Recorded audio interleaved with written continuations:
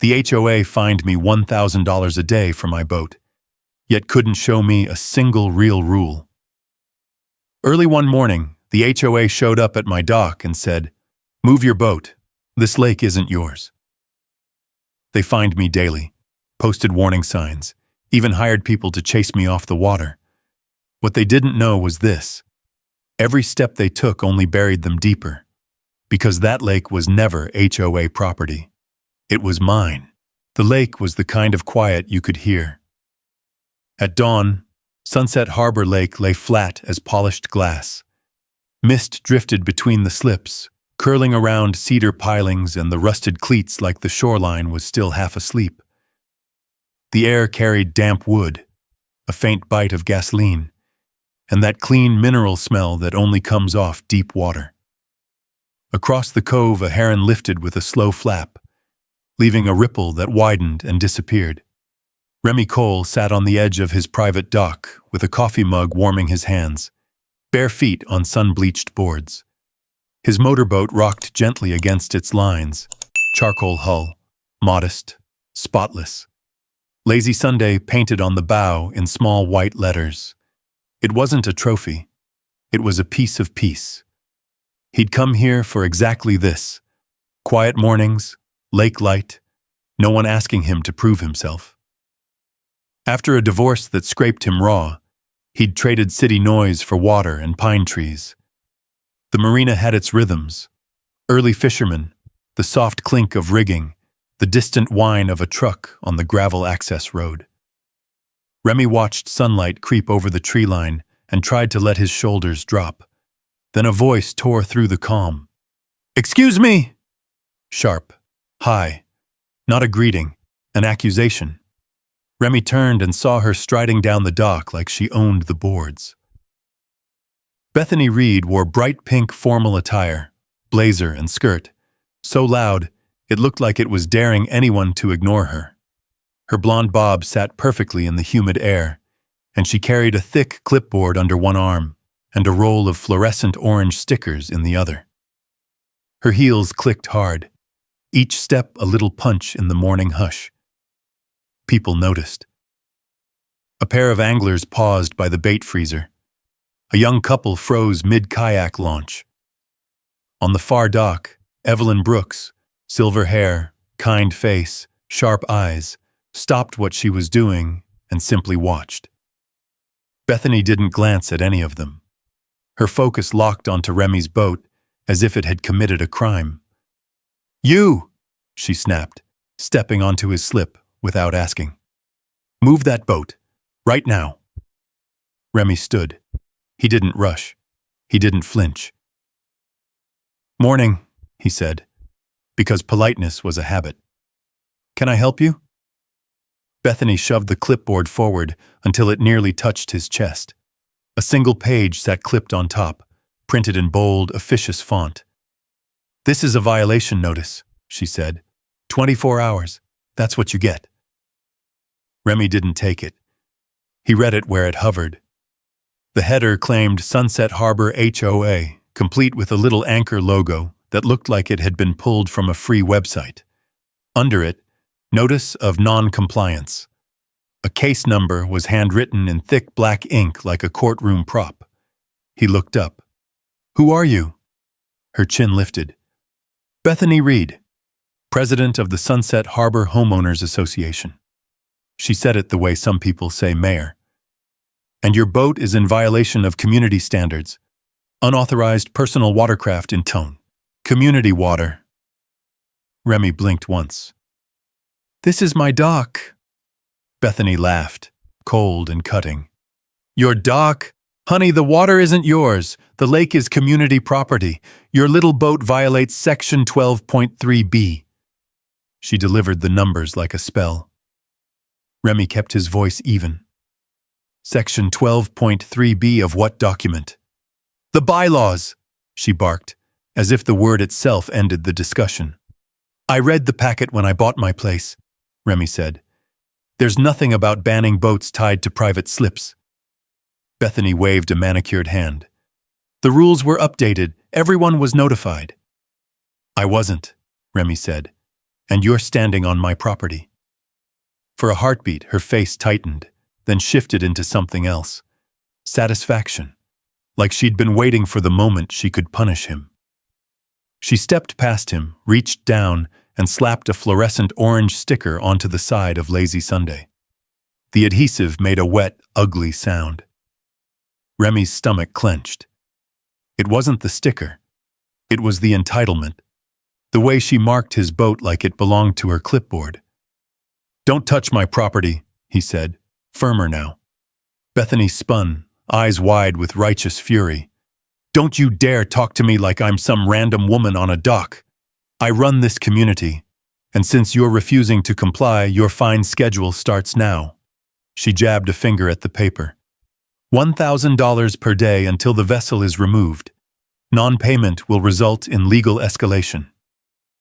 A hush settled over the marina. People stared openly now. Even the water seemed to still. Remy took a slow breath. "You're threatening me with $1,000 a day fine over a boat tied to my dock." "Correct," Bethany said, leaning in.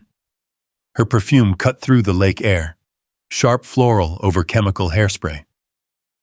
"Because new residents move in and think they can ignore standards." Remy's eyes narrowed.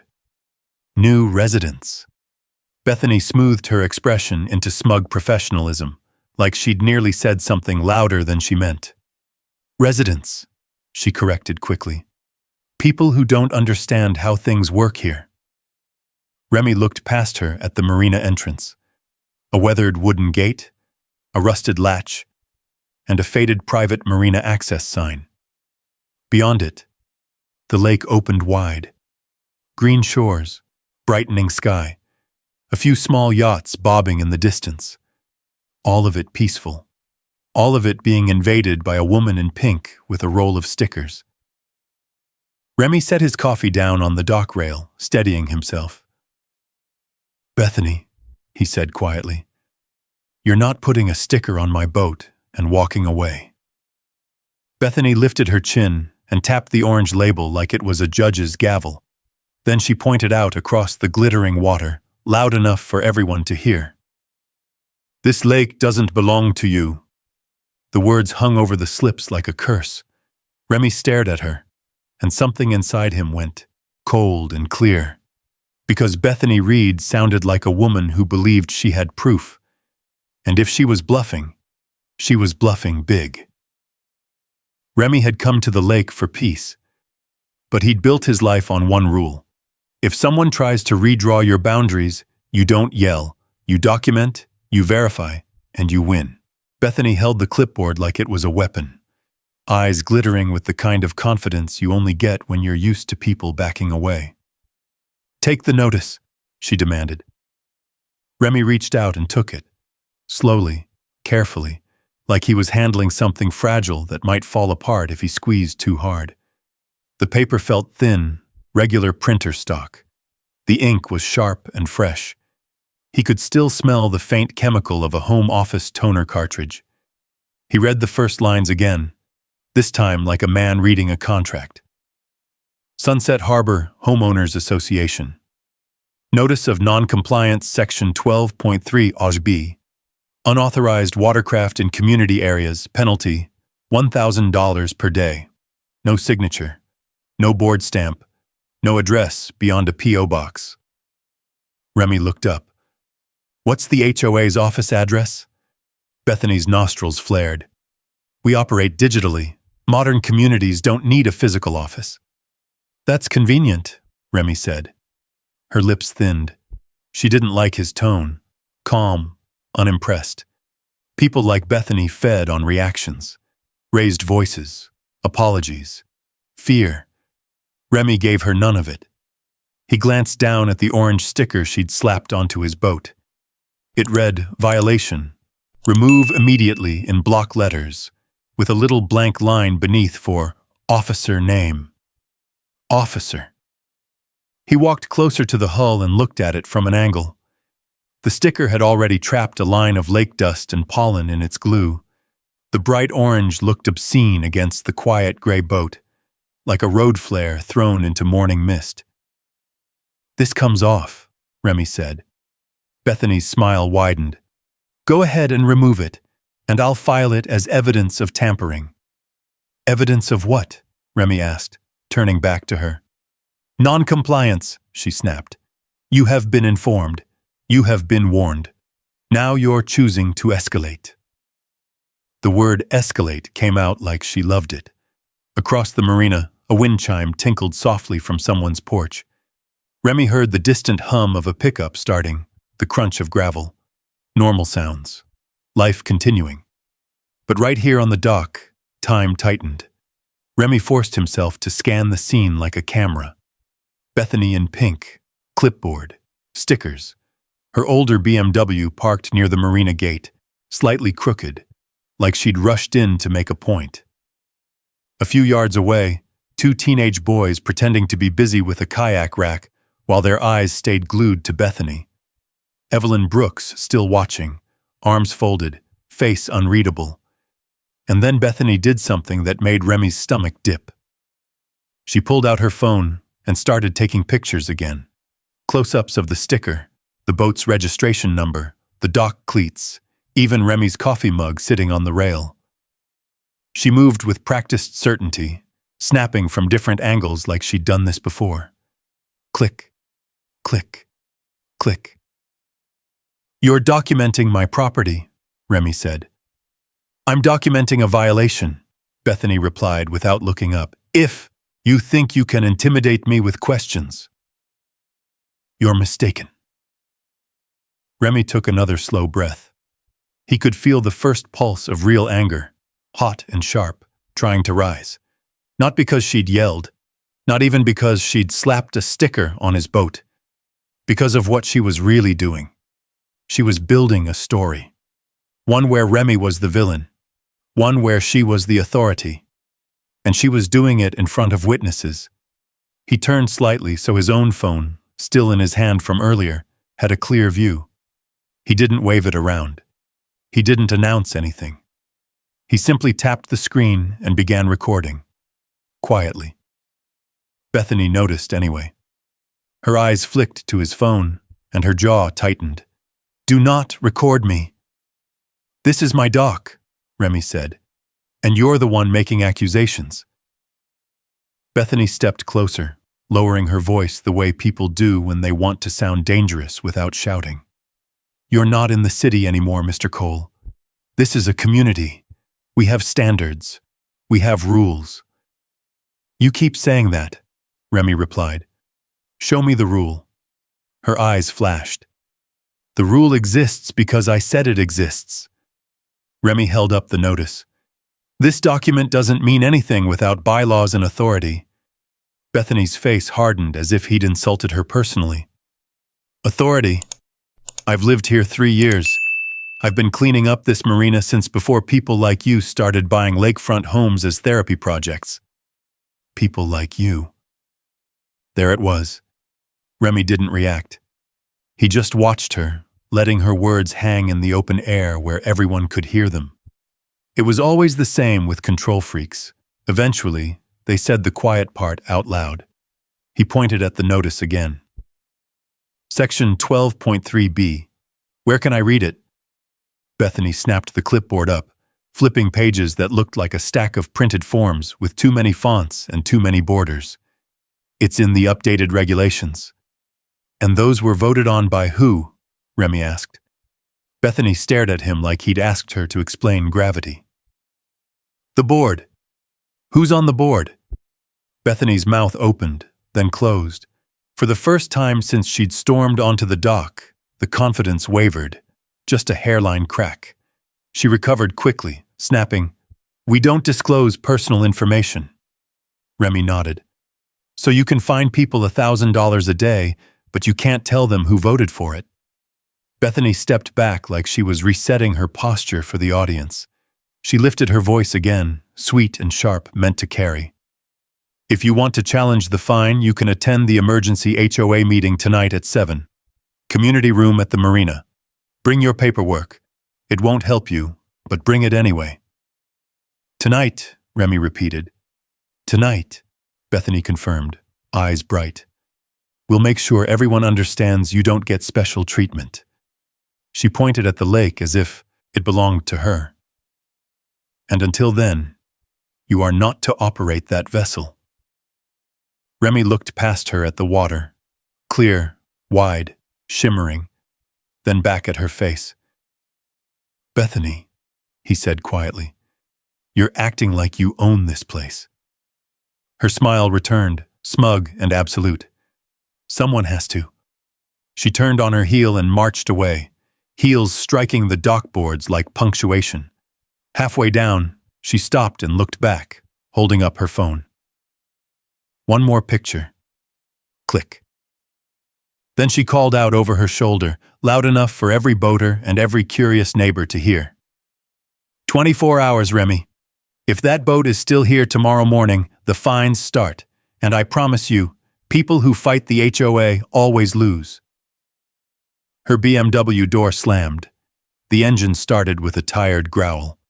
She backed out of the gravel spot, like she was leaving a crime scene, and drove away toward the smallest house down the lane, disappearing behind a line of palms and mailboxes. The marina stayed frozen for a moment, like everyone was waiting for the world to return to normal. Evelyn Brooks finally moved. She walked a few steps closer, not onto his dock, just near enough to speak without raising her voice. "You okay?" she asked. Remy exhaled. "I'm fine." Evelyn's eyes narrowed toward the road Bethany had taken. "That woman isn't fine." Remy looked at Evelyn for the first time, really looked. She had the calm of someone who'd survived a lot of nonsense and learned how to spot patterns before they became disasters. "She do this often?" Remy asked. Evelyn's mouth tightened. "Lately? Constantly. She picks someone, then she pushes until they fold. She calls it standards. I call it obsession." Remy glanced down at the orange sticker. "She said the lake isn't mine." Evelyn gave a small, humorless laugh. "She says a lot of things. Half the time I don't think she knows what's true. She knows what she wants to be true." Remy's phone buzzed. An email notification. Then another. He opened the screen and saw a subject line. "Emergency HOA meeting. Urgent violations sent to a list he didn't recognize, full of neighbors' names." Attached, a PDF. Remy tapped it. The PDF was a single page with Bethany's anchor logo, a bold title, and a photo of his boat, circled in red like an indictment. He felt his jaw set. Because now he understood the real fight. It wasn't about moving a boat. It was about who got to decide reality. Remy looked out across the lake again. The sun had climbed higher, turning the water into a sheet of glitter. The marina behind him was full of quiet motion, kayaks, small yachts, people watching from distant docks. And somewhere in that stillness, Bethany Reed was counting on him to either explode or surrender. Remy picked up his coffee, took one slow sip, and tasted something bitter that had nothing to do with the brew. Tonight at 7, she wanted an audience. Fine. He'd bring one. Things she wasn't expecting. Proof. By late afternoon, the marina had changed moods. The easy drift of the morning gave way to a low, anxious hum. Trucks crunching gravel, dock lines slapping pilings, voices carrying farther than usual across the water. Word traveled fast in places like this. Everyone knew there was a meeting. Everyone knew who it was about. Remy spent the afternoon doing what Bethany would never imagine, preparing quietly. He laid his dock permits flat on the kitchen table, smoothing the curled corners. He pulled out the property survey he'd received at closing. Creases still sharp, lines crisp. He photographed the orange sticker on his boat, the angle of the sun on the hull, the timestamp visible on his phone screen. He backed everything up twice. Outside, the lake sparkled like it always had. Inside, Remy felt steady. At 6:45, he walked down to the marina community room. The building sat just off the docks, cedar-sided with big windows that reflected water and sky. A hand-lettered sign taped to the door read, "Emergency HOA meeting, 7 o'clock p.m. sharp." Inside, folding chairs had been arranged in rows facing a long table. A projector hummed softly. The smell of stale coffee and lake air mixed in the corners. About 20 people milled around. Boaters, homeowners, renters. Some standing, some whispering, all pretending not to stare at Remy as he entered. Bethany Reed stood at the front like she was already mid-speech. She wore a different outfit now, still pink, but sharper, more formal, paired with heels that clicked when she paced. The clipboard was gone, replaced by a laptop and a wooden gavel that looked suspiciously new, like it had been purchased just for tonight. The Anchor logo glowed on the projector screen behind her. She didn't acknowledge Remy when he took a seat near the aisle. At exactly 7, Bethany rapped the gavel against the table. "Let's come to order," she announced. "This emergency meeting of the Sunset Harbor Homeowners Association is now in session." A few people shifted uncomfortably. No one clapped. No one asked who she was to call anything to order. Bethany smiled anyway. "We're here tonight to address serious violations of community standards," she continued, clicking to the next slide. The screen changed to a photo of Lazy Sunday, taken from the dock that morning. A thick red circle surrounded the boat like a target. A murmur rippled through the room. "This," Bethany said, tapping the screen with a laser pointer, "is unauthorized use of community water. It threatens property values. It threatens safety. And it threatens the harmony we've worked so hard to maintain." Remy watched faces instead of the screen. He saw confusion, unease, a few nods from people who didn't even own boats. Bethany clicked again. "Effective immediately," she said. "The HOA is instituting a dock maintenance and compliance fee, $2,500 per month for all private watercraft utilizing marina lawn access." The room stirred. "Per month?" someone whispered. "That's outrageous," another voice said, not quietly enough. Bethany raised her hand. "Please, let me finish." She clicked again, another slide, more bold text, more red lines. "These fees are necessary to protect our shared resources. Anyone found in violation will be fined accordingly." Remy stood.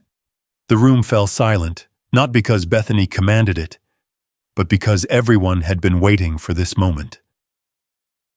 "I'd like to respond," Remy said calmly. Bethany's eyes flashed. "We'll have questions at the end." "I won't take long," Remy replied. He walked to the table and placed his documents down carefully, aligning the corners like he was laying out evidence. The sound of paper against wood was soft but carried. "This is my dock permit," he said, turning it so the front row could see. "Issued by the county. Valid. Current." Bethany scoffed. "That doesn't matter if the water—" Remy continued, unbothered. "This is the property survey from my purchase. My property line extends to the water's edge. The slip is attached to my deed." People leaned forward. Chairs creaked. "And this," Remy said, tapping the top sheet, "is the HOA packet I received at closing. There is no Section 12.3b, no ban on boats, no authority to impose monthly dock fees." Bethany stepped forward, her smile tight. "Those documents are outdated." "Then show us the updated ones," Remy said, "with board signatures, meeting minutes, votes." Bethany's hand tightened around the gavel. "We don't need to debate paperwork with one resident," she snapped. "This is an emergency action." "Emergency declared by who?" someone asked from the back. Bethany ignored the question. "As HOA president, I have the authority." "No, you don't," a man near the window said quietly. Heads turned. Marcus Hale, the carpenter who built half the docks in the marina, stood with his arms crossed. "I've lived here 10 years, he said. "Never voted for you, never saw an election." Bethany's cheeks flushed. "This is not the time." "Then when is?" Evelyn Brooks asked, standing slowly. "Because you keep making rules, Bethany," and none of us remember agreeing to them. Bethany's voice rose. This is exactly why leadership matters. People resist change. Remy spoke again, level and clear. Bethany, you're overriding legal documents with improvised rules. That's not leadership. That's exposure. The word hit harder than he expected. Bethany's eyes flicked toward the door, then back to the room. She slammed the gavel down. New rule, she declared. Effective immediately. Emergency provision. All boats must be removed from the lake until compliance is reviewed. The room erupted. You can't just do that. On what authority? This is insane. Bethany banged the gavel again and again. Meeting adjourned, she shouted, voice cracking. We'll address individual compliance tomorrow. She snapped her laptop shut, grabbed her papers, and marched for the door, heels striking hard. Phones were already out. Someone laughed, short, disbelieving. Remy stayed where he was, hands resting on the table, documents still laid out. As the room emptied, Evelyn stopped beside him. She just made a mistake, she said softly. Remy nodded. I know. Because Bethany hadn't just tried to embarrass him. She'd tried to erase paper with noise, and people like Remy knew better than anyone. Paper always wins. The next morning broke clean and bright. The kind of Florida blue sky that made yesterday's tension feel unreal. Sunlight scattered across the lake, flashing silver where the breeze touched the surface. Remy was back on his dock before 8. The orange violation sticker still clinging to the hull of Lazy Sunday like an insult that refused to fade.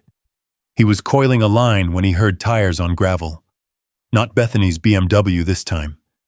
A white county truck rolled slowly to a stop near the marina gate, seal on the door, light bar off. A man stepped out, late 30s, ball cap, clipboard tucked under his arm. He paused to read the private marina access sign, then walked toward the dock with an easy, practiced gait. Morning, he called. You Remy Cole? That's me, Remy said. Mike Rodriguez, County Code Enforcement. He offered a hand. His grip was firm, professional. Got a complaint about an illegal dock structure, an unauthorized watercraft. Remy nodded once. Figured that was coming. Mike smiled faintly. Usually does. Across the marina, Bethany appeared as if summoned by the words themselves. She stood near her car, phone already up, filming. Even from a distance, Remy could see the anticipation in her posture. The lean forward, the squared shoulders. This was her moment. Mike followed Remy's gaze. That her? Remy didn't answer. He simply reached into his bag and handed over a neat folder. Permits, he said. Dock, slip, boat registration. Mike flipped through the pages, scanning quickly, then more slowly. He knelt, measured the dock edge, checked the cleats, scribbled notes. The lake lapped quietly against the pilings. A gull cried overhead. Bethany couldn't stand it anymore. She marched over, heels sinking slightly into the gravel. Officer, she said loudly, stepping into frame. I'm glad you're here. This man is in violation of HOA regulations and… Mike held up a hand without looking at her. Ma'am, I'll talk to you in a second. Bethany froze, smile stiffening. Mike finished his measurements, then stood. Everything here checks out, he said to Remy. Docks permitted, boats registered, no violations. Bethany's smile shattered. That's impossible, she snapped. He's using community water. Mike turned to her at last. Water rights aren't HOA jurisdiction, he said evenly. And even if they were, that's a civil matter. Counties concerned with structures and safety. Bethany's phone wavered slightly. But I filed the complaint. I know, Mike said. He glanced at his clipboard. And while I was here, I noticed something else. He pointed across the lane toward Bethany's rental unit. Low concrete borders edged her garden beds, fresh, gray, still sharp at the corners.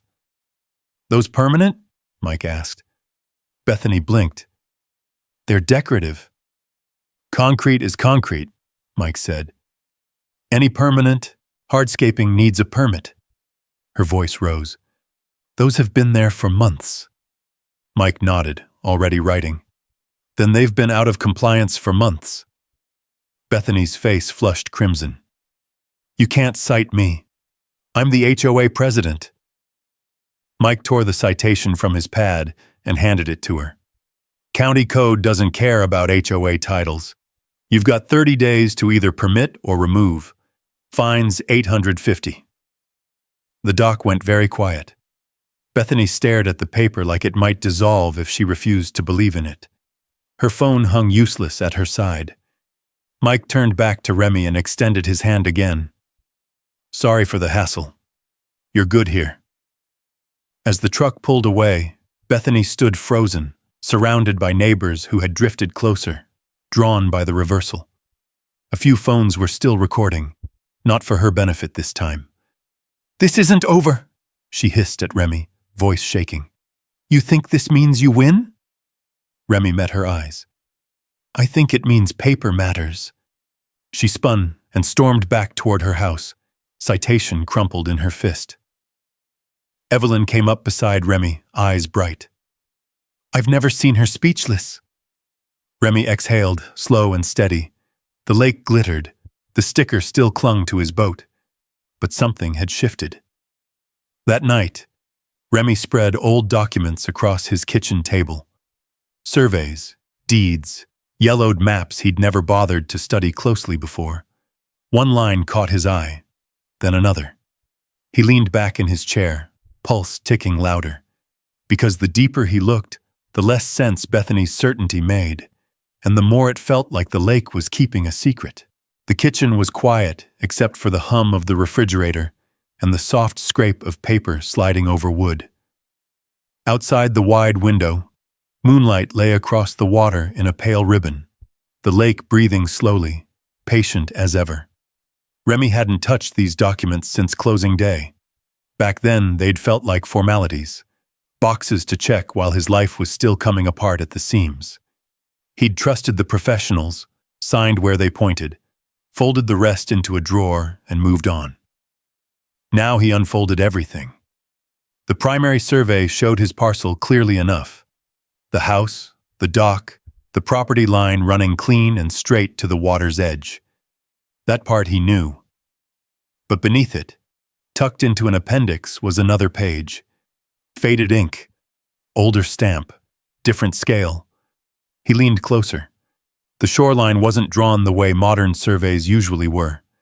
It curved, broad and deliberate, labeled with a notation that made his brow furrow. Water boundary, see supplemental plat. Remy stood and pulled open a lower cabinet where he kept older files, the ones he'd inherited when the house transferred to him. The smell of dust and old paper rose as he slid a heavy folder free. Inside were documents from another era, typewritten letters, hand-drawn plats, legal descriptions that ran long and careful, measured not just in feet but in intent. His grandfather's name appeared again and again. Henry Cole. Remy swallowed. Henry Cole had been a dam engineer. That much Remy knew.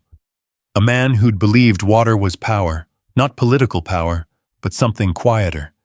Control the flow, protect the land, think 50 years ahead. As a kid, Remy had listened to his grandfather talk about watersheds and easements the way other men talked about baseball. Remy had never imagined any of that applied here. He spread the papers wider, building a rough timeline across the table. A purchase here. A development plan there. A notation about retaining ownership of subsurface and water access rights pending future conveyance.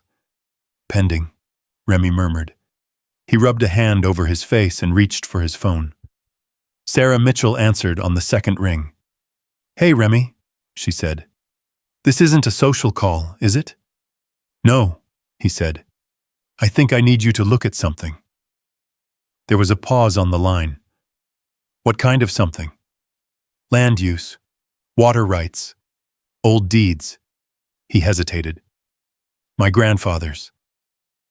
That earned a longer silence. Bring everything you have, Sarah said finally. Tomorrow morning. And Remy, don't talk to anyone else about this. The next day, Sarah's office smelled like paper and lemon cleaner. Floor-to-ceiling shelves held decades of case files, zoning codes, binders labeled in neat block letters. She spread Remy's documents across her conference table with surgical precision. For the first 10 minutes, she said nothing. She read slowly, carefully. Occasionally, she made a small sound under her cone. Breath. Not surprise, not confusion. Something closer to recognition. Remy watched her face instead of the papers. Finally, she looked up. Do you know why your grandfather never sold the lake? Remy frowned. I didn't know he owned it. Sarah nodded once, as if that answered something. She pulled one document from the stack and turned it toward him. This, she said, is a retained water rights deed, recorded decades ago, perfectly legal. Rare, but legal. Remy leaned forward. The words swam for a second before settling into place.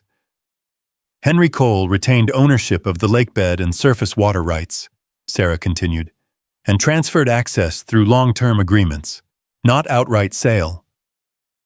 Remy's throat went dry. I'm saying, Sarah interrupted gently, that the HOA doesn't control the lake because the HOA never owned it. She slid another document forward. A trust agreement. The beneficiary name sat plain and unmissable. Remy Cole. The lake, Sarah said carefully, belongs to you. The room seemed to tilt. Remy gripped the edge of the table. All of it? Sarah nodded. The entire body of water. And she hesitated, then continued. The land beneath several of the surrounding properties as well. Most residents have surface rights and access leases, not fee-simple ownership. Remy stared at the papers, at his grandfather's careful handwriting, at the signatures and stamps that had waited patiently for this moment. So when Bethany said the lake was community property, she was wrong, Sarah said, legally, completely. Remy let out a breath that felt like it had been stuck in his chest for years. What happens if she tries to ban me from it? Sarah's lips curved, not into a smile exactly, but something close. Then she bans the owner from his own property. The words settled between them, heavy and electric. Outside Sarah's window, traffic moved, ordinary and oblivious. Inside, Remy felt the shape of the fight change entirely. He wasn't defending himself anymore. He was standing on ground. Water. That was his. Sarah gathered the papers into a neat stack and slid them back to him. Don't move yet, she said. Let her keep pushing. Every step she takes without authority helps you. Remy nodded slowly. That evening, as he drove home along the lake road, he passed Bethany's house. Her lights were on, her curtains drawn tight. She had no idea what she was standing on. And the lake, dark and still beside the road, reflected the sky like it always had, holding its secret, waiting. By morning, Bethany Reed had decided to make a show of it. Remy woke to the sound of a power drill whining across the water, sharp and persistent, the kind of noise that scraped at your nerves. He stepped onto his porch and saw two figures at the edge of the marina, silhouetted against the rising sun. One of them was Bethany, unmistakable even at a distance in another bright pink outfit. The other was a teenage boy holding a post while she supervised. They were putting up signs, handmade but deliberate, laminated sheets bolted to metal stakes, black lettering on white background. HOA Community Water, no trespassing violators will be prosecuted. Bethany stood back to admire her work, hands on her hips, chin lifted. When she spotted Remy watching, she smiled and waved like a politician greeting a crowd. Remy said nothing. By mid-morning, the marina buzzed with confusion. People gathered in small knots, pointing at the signs, whispering. A couple who kept kayaks near the north dock argued quietly about whether they were allowed to launch anymore. An older man stood staring at one sign as if it might start explaining itself. Bethany thrived on it. She had recruited help, 3 teenagers in matching gray t-shirts that read Lake Patrol in block letters. They looked uncomfortable, sunburned already, clutching borrowed kayaks and radios that crackled with static. Bethany handed out instructions with theatrical seriousness, pacing like a general before battle. Remy watched from his dock as one of the boys, Tyler, he thought, paddled toward him, shoulders hunched. Sir?" the boy called out, stopping a few yards away. "Mrs. Reed says you can't be on the water." Remy met his eyes. "She tell you why?" Tyler swallowed. "She said, you're banned from the lake." Across the water, Bethany stood with her phone raised, filming.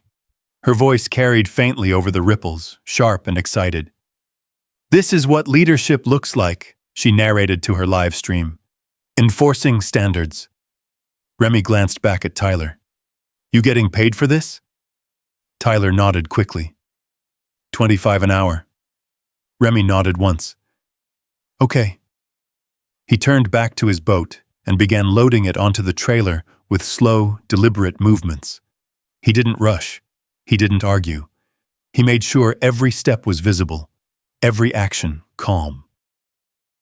Bethany's voice rose with triumph as he worked. "There you go. Compliance achieved." Phones appeared along the shoreline. Evelyn stood near her garden, arms crossed, recording without comment. Marcus leaned against a piling, jaw tight. When Remy finished securing the boat, he climbed into his truck. As he pulled away, Bethany's live stream caught his departure. Her smile stretched wide like she'd won something real. But Remy noticed what she didn't. Every sign, every order, every teenager sent to harass him. All of it was being documented. By afternoon, Bethany had escalated again. She marched door to door with flyers, announcing an emergency vote to permanently ban Remy Cole from all lake access. She spoke in absolutes, warned of outsiders and declining values, promised decisive action. Some nodded. Most avoided her eyes. That night, Remy sat at his kitchen table, Sarah's documents spread neatly in front of him. He added to them screenshots of Bethany's live streams, photos of the signs, time-stamped videos of the teenagers confronting him. He didn't smile. He didn't gloat. He waited. Because Bethany wasn't just pushing boundaries anymore. She was building a case against herself. Morning came with a low ceiling of clouds and a smell of rain. The lake looked heavier somehow, darker, as if it knew what was coming. Remy drove to Sarah Mitchell's office just after 8, the folder on the passenger seat thick enough to bend at the corners. Sarah was already waiting. She'd cleared her conference table completely this time. No files, no laptops. Just a clean surface and a legal pad placed precisely in the center, like a staging area. "Sit," she said. Remy did. Sarah didn't ease into it. She slid a single document across the table first. Thick paper, embossed seal, a recorded stamp so old it had softened at the edges. "This is the original deed," she said. Remy recognized his grandfather's name immediately. Henry Cole, the signature he'd seen on birthday cards and handwritten notes when he was a kid. Steady, deliberate, unmistakable. Sarah flipped the page. "And this," she continued, "is the supplemental water rights agreement attached to the deed, filed separately, on purpose." Remy's chest tightened. "Why separately?" "Because your grandfather was careful," Sarah said. "He knew people skim. He knew developers rush. He knew most folks don't read past the first page." She pulled out a large survey map and spread it across the table. It took up nearly the entire surface. Blue ink traced the lake's outline, precise and confident. Property lines radiated outward like spokes. Sarah tapped the center. "This is Sunset Harbor Lake," she said.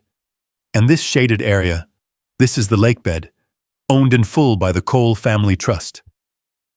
Remy stared. The lines were clear, the labels undeniable. She moved her finger outward, tapping several parcels along the shore. "These properties, 18 of them, sit on land your grandfather retained beneath long-term ground leases, not fee-simple ownership." Remy swallowed hard. "Including Bethany's place." Sarah nodded once. "She's a renter on leased land. She doesn't own the structure, the soil, or the water access." The room felt too quiet. "So when she says the lake is community water," Remy began. "She's wrong," Sarah finished. "Legally, categorically. The HOA has zero authority over the lake, the marina access points, or your dock." Remy leaned back slowly, the chair creaking under his weight. He felt lightheaded, not from fear, but from the sudden shift in gravity.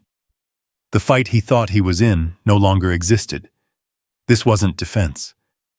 This was revelation. "She banned me," Remy said quietly. "From my own lake." Sarah's mouth twitched. "She tried." Remy let out a short, incredulous laugh. It escaped before he could stop it. "She sent teenagers to patrol it." Sarah exhaled. "That's harassment and trespass on your property." The words landed one by one, each heavier than the last. Sarah gathered the documents into a neat stack and slid them toward him. "Remy, listen to me carefully. You have two options." He looked up. "You can stop her now," she said. "Send a cease and desist. Force her to back down quietly." "And the other option?" Sarah met his eyes. "You let her go further. You let her make it public. And then you end it publicly." Remy thought of the signs, the live streams, the meeting flyers taped to mailboxes. He thought of Evelyn recording quietly, of Marcus watching with clenched fists, of neighbors afraid to speak because someone in pink had decided she was law. "What's the risk?" he asked. Sarah didn't hesitate. "Embarrassment. For her. Not you." Remy nodded slowly. Outside, thunder rolled low across the lake, distant but approaching. That afternoon, Bethany Reed doubled down. She posted a new video declaring an emergency vote to permanently ban Remy Cole from all lake access for the protection of the community. She stood in front of the marina sign, fingers stabbing the air, voice sharp and triumphant. "We decide who belongs here," she declared. Remy watched the video once, then again.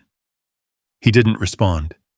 He drove home instead, pulled into his driveway, and sat in the truck for a long moment staring at the water through the trees. The lake lay calm, wide, ancient. It had been there before Bethany Reed. Before the HOA. Before the marina signs, and the pink blazers, and the fake authority. It had belonged to his family longer than anyone remembered. That night, Remy texted Sarah one sentence. "Let her call the vote," Sarah replied almost instantly. "I'll be there." Remy turned off the light and let the house settle around him. Bethany thought she was banning a troublemaker. She had no idea she was about to ban the owner. The next 2 days unfolded like a slow-motion pileup. Bethany didn't retreat. She advanced. By sunrise, new signs had appeared along the shoreline, freshly laminated, bolted into the earth, with an urgency that bordered on obsession. They flapped lightly in the breeze, their corners clicking against metal stakes. HOA community water, authorized access only trespassers will be prosecuted. Someone had added reflective tape, as if that made them more official. Remy watched from a distance. He didn't touch the signs. He didn't argue with the teenagers now paddling in pairs along the docks, radios crackling uselessly against the quiet water. He kept his hands visible, his phone charged, his cameras rolling. Bethany, meanwhile, was everywhere. She posted videos hourly, short clips filmed at aggressive angles, her face filling the frame, lake glittering behind her like a prop. She talked about order and standards, about outsiders who think rules don't apply. She said Remy's name often enough that it stopped sounding like a person and started sounding like a label. Neighbors watched. Some commented. Most stayed silent. Evelyn Brooks stopped by Remy's fence one afternoon, leaning on the rail like she was afraid it might start listening. "She's calling people," Evelyn said, "telling them to show up Sunday night. Only her supporters." Remy nodded. "That's fine." Evelyn searched his face. "You're calm." "I am," Remy said. She hesitated. "You're sure?" Remy met her eyes. "I'm letting her finish." That afternoon, Bethany took the next step. A flyer appeared on every mailbox within half a mile. White paper, bold heading, anchor logo stamped in blue. Final HOA vote permanent, Lake Ban Sunday. 7:00 p.m. community room. Underneath, in smaller print, attendance mandatory for compliance. Bethany stood near the marina entrance as people passed, clipboard in hand, checking off names.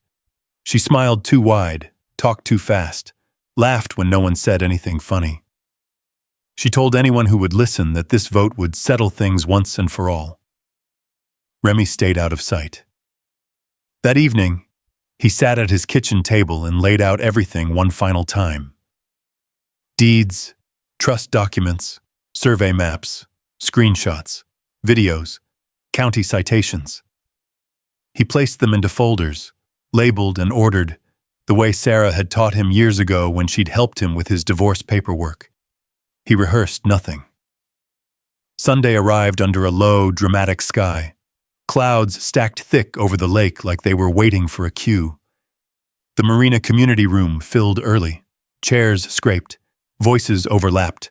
Phones hovered half-hidden in hands. People knew something was coming, even if they didn't know what. Bethany stood at the front, radiant with confidence, dressed in her brightest pink yet. She had upgraded her setup. Larger projector, a printed agenda, the wooden gavel front and center. The anchor logo glowed behind her like a seal of office. Remy arrived quietly and took a seat near the back. Sarah slipped in beside him moments later, calm and unreadable, a slim briefcase at her feet. Bethany waited until the room was full. She struck the gavel. "We're here tonight," she began, "to protect our community from continued violations." She clicked the remote. A slide appeared, Remy's boat, circled in red again, this time with bold text beneath it. Banned from lake access, Bethany's voice rose, steady and rehearsed. "Despite repeated warnings, Mr. Cole has refused to comply. Tonight, we vote to make his ban permanent." A murmur rolled through the room. Bethany raised her hand. "All in favor, before you vote," Remy said, standing. Bethany spun toward him, face flushing. "You're not recognized to speak." Sarah stood as well. Bethany's eyes flicked to her, irritation sharpening into something closer to panic. "Security!" she snapped, looking around for help that didn't exist. No one moved. Remy stepped forward, slow and deliberate, folders tucked under his arm. "Bethany," he said calmly, "before you ban me from the lake, there's something everyone here should see." The room held its breath. Bethany laughed, brittle and loud. "This is ridiculous. Sit down." Remy didn't. He placed the first document on the table. "This," he said, "is the recorded deed to Sunset Harbor Lake." Bethany's smile faltered. Sarah stepped forward then, opening her briefcase and laying out the survey maps, the trust papers, the water rights agreements. She spoke clearly, professionally, her voice cutting through the room like a bell. "According to county records," Sarah said, "Remy Cole owns the lake, in full." The silence that followed was complete. Phones rose. Bethany stared at the papers like they were written in another language. "That's impossible," she whispered. Remy met her gaze. "You just voted to ban the owner." The room erupted. Chairs scraped back. Voices overlapped. Someone laughed, short, sharp, disbelieving, while another person demanded to see the documents up close. Phones were suddenly everywhere, lifted high, red recording dots blinking to life like fireflies. The projector hummed uselessly, still frozen on the slide that read, "Banned from lake access," the words now absurd in the air. Bethany backed away from the table as if the papers might bite her. "This is fraud," she shouted, voice cracking as she tried to regain altitude. "You can't just walk in here and claim you own a lake." Sarah didn't raise her voice. She didn't need to. "We didn't claim it," she said. "We proved it." She tapped the top page gently. The sound was small, but it cut through the noise. Recorded deed, county seal, chain of title going back decades, water rights retained by the Cole Family Trust. This isn't a loophole, it's ownership. A man near the aisle leaned forward, squinting. "Are you saying the HOA doesn't control the lake at all?" Sarah turned slightly so the room could hear her clearly. "I'm saying the HOA never controlled the lake. Access has been governed by agreements, some written, some assumed, but the underlying rights never transferred." Another voice rose. "What about our slips? Our boats?" Remy stepped in then, steady and measured. "No one's losing access tonight," he said. "This isn't a trap. I'm not here to pull the rug out from under anyone." Bethany laughed again, shrill. "Oh, that's rich. You hide this for years and then show up pretending to be reasonable." Remy looked at her. Really looked. The pink blazer. The gavel clenched in a white-knuckled fist. The fear leaking through the anger now that the ground had shifted. "I didn't hide anything," he said. "I didn't know." That landed harder than any accusation. Sarah nodded. The transfer to Remy was handled years ago during a difficult period in his life. The trust structure was designed to be quiet. It doesn't announce itself, but it's valid. Bethany shook her head, backing toward the wall. "This vote stands," she insisted weakly. "You can't just invalidate a democratic decision."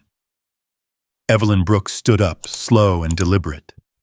"Democratic?" she said. "You invited who you wanted. You rushed the vote. And now we find out you don't even have authority over the thing you're banning." Murmurs of agreement rippled outward. Marcus Hale raised his phone higher. "Bethany," he said, "you told us the lake was community property." Bethany's eyes darted. "It is. It has always been."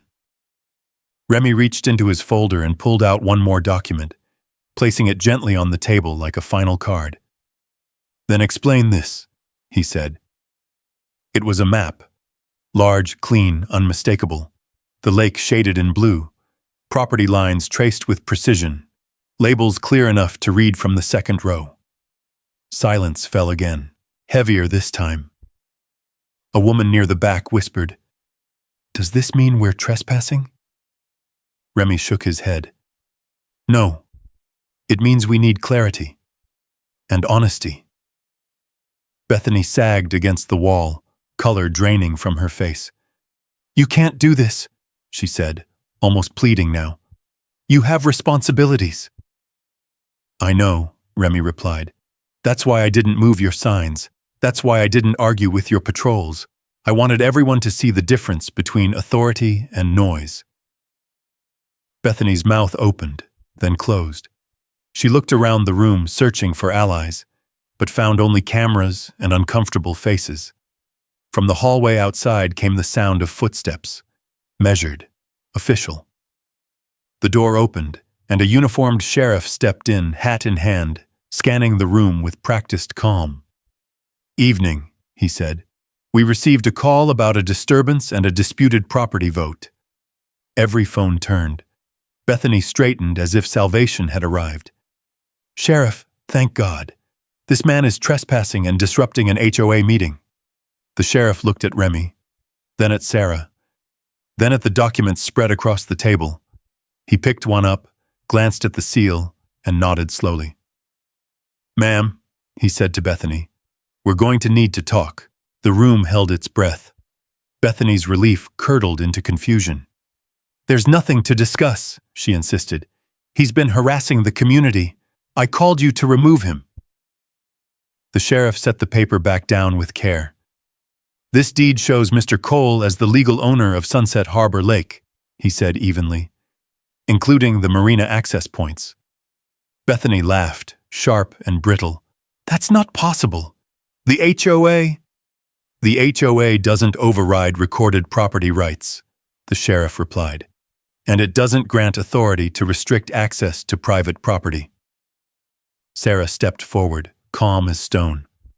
"Sheriff, we also have documentation of unauthorized signage, harassment, and false representation of authority." The sheriff nodded. "We'll take copies." Bethany's voice rose. "This is ridiculous. I was protecting the community."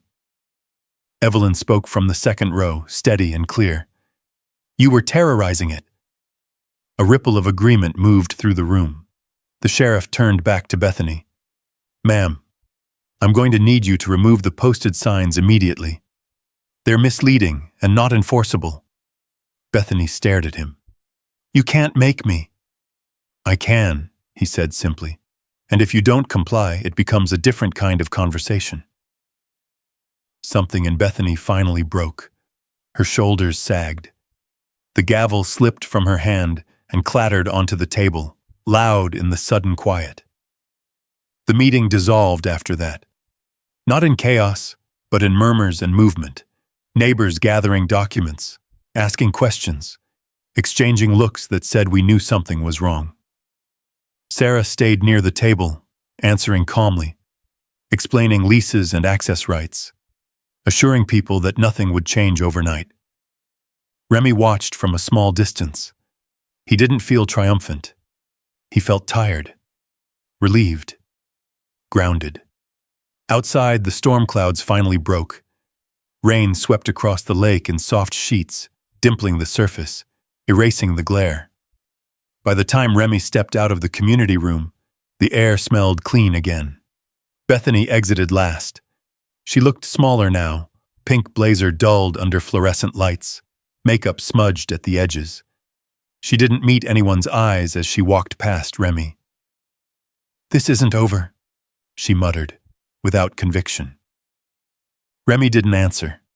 He didn't need to. The following week was quiet in a way the marina hadn't felt in months. The homemade signs came down. The teenagers returned borrowed kayaks. The live streams stopped. Bethany's car stayed parked for days at a time. Sarah filed the necessary notices, formal clarification of ownership, cease and desist letters where appropriate, and a simple statement of intent. Existing access agreements honored, no sudden changes, no retaliatory measures. People relaxed. One morning, Remy walked down to the dock and peeled the orange violation sticker off his boat. The adhesive resisted for a moment, then gave way with a soft tearing sound. He folded the sticker once and dropped it into the trash. A new sign stood at the marina entrance by afternoon.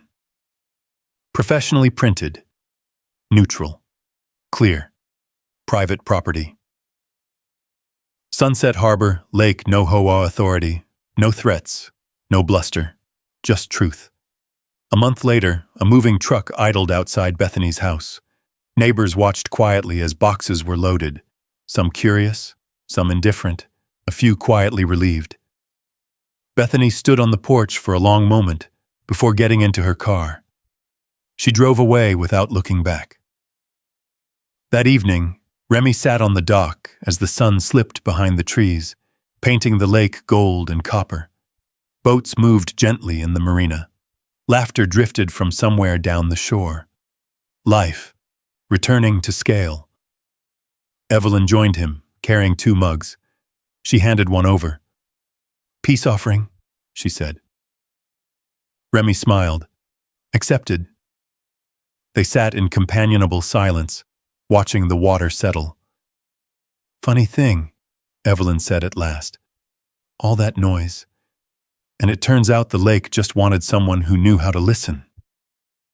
Remy nodded. Real authority didn't shout. It didn't need a gavel or a spotlight. It waited. It held its ground.